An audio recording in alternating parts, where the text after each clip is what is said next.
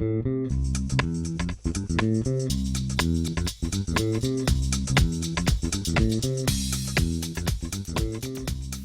of the things I find, what you were saying about, what's exciting about where things are at the moment, is that it appears to me, maybe I'm being naive about it, but it appears to me like in the same way as cinema in the 70s, in America certainly got to a point where the people who were in charge were like, we don't really know what works. Right. Things are really working well and we can't anticipate it, so okay, go and do that. And it feels a little bit like that with TV, where you've got people like Louis, for instance, supposedly making a comedy that's not a comedy a lot of the time, and people really react to it, and different shows with different formats, like True Detective or Fargo, where it's like a one-off season, but there's going to be another season, but it's everything's being shaken up, and no one can really anticipate what's going to take off and what's not. Releasing an entire season all in one go, like on Netflix. So I find that really exciting, because the form is changing, the way people access the form is changing, and that's affecting the content of things as well. And that's when you get really exciting things happening. It's a very responsive sort of medium,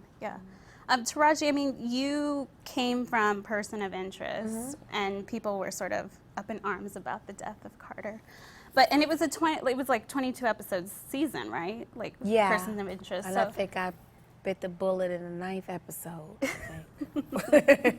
But talk a little bit about, the decision, like were you hesitant about jumping back into a show? And I didn't want to do television anymore. I felt trapped on TV. TV is a different animal. When you come from the feature world where you have, you take one day to do 2 scenes, and television, they're like 10 pages. It's like, wait a minute, it's all coming at you so fast, and it's like, we got it, and it's like, wait a minute, can I explore that beat a little more, So it was just odd. But I'm glad I did it, and particularly a show like Person of Interest, because it's a special rhythm.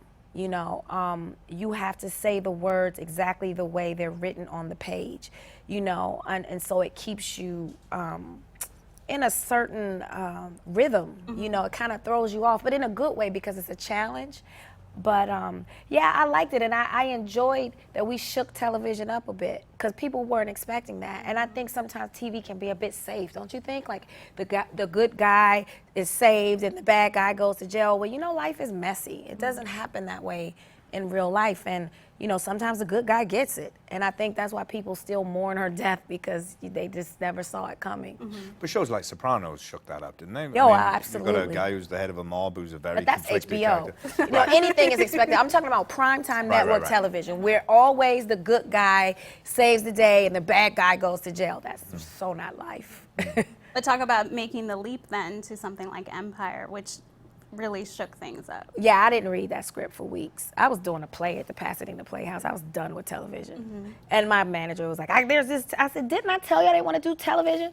So then I sit down and I read it. The Fox execs actually started driving out to Pasadena. Who goes to... I was like, okay, I'll read the script. I sat down the first night and I was like, hip hop, this is stupid. This is gonna be, oh my God. And it scared the life out of me. And I was like, Fox, okay, we'll probably put this incredible pilot in the can, and they'll probably put it on they'll choke at the last minute and put it on one of the cable networks. And they picked it up, and I was like, we're gonna piss off a lot of people. Yeah, but I like taking risks, and that was a definite risk that worked. That's what art is about. It shouldn't be safe.